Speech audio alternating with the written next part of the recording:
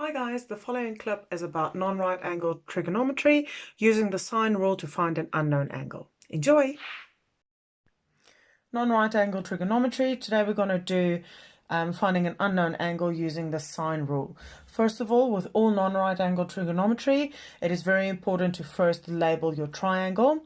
At the end of this video, there will be a link to a video on how to label these triangles. Right, so today, finding an unknown angle. First of all, we need to write down what the rule is. So the rule for finding the unknown angle using the sine rule is sine of A over A is equal to sine of B over B. Easy way to remember that the sign goes on top, it's because we are trying to find the unknown angle. The thing we want to find is the thing that goes on top of my fraction. The example we're going to use today is this triangle. So I am trying to find the unknown angle, which is at the bottom left. Before I do that, I need to label my triangle, like I said, because my A is at the start of my equation. I'm going to start labeling with A being the unknown angle. So this is going to be A, so therefore that one is A, and this is going to be B, and therefore that one is going to be B. Now that I have all my information and a labeled triangle, I need to substitute this information into that equation to find my unknown angle. So let's start.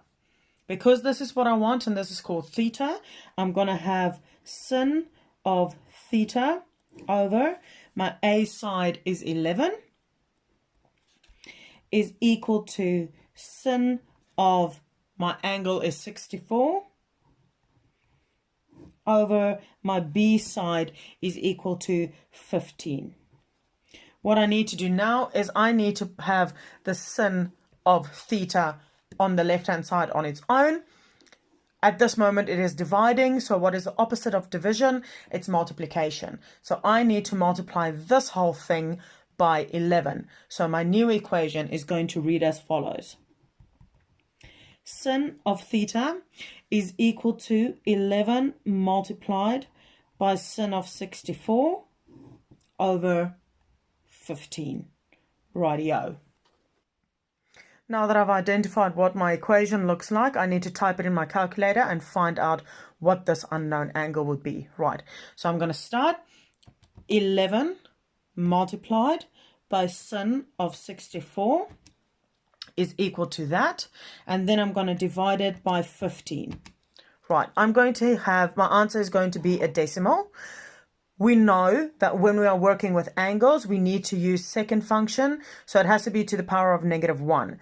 Because I'm using sin, I'm going to say shift sin, and that is going to equal to 41.232.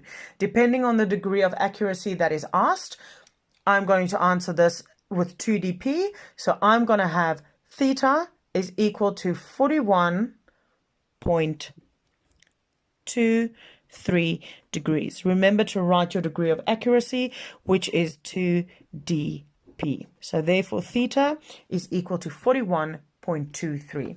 And that is how you find an unknown angle using the sine rule. I hope this video helped you understand finding the unknown angle using the sine rule better. If it did, please like this video. Also subscribe to my channel and share with anyone it could possibly help. Also find the link to labeling the triangles and using the sine rule, finding the unknown side over here. Thanks. See you next time. Bye.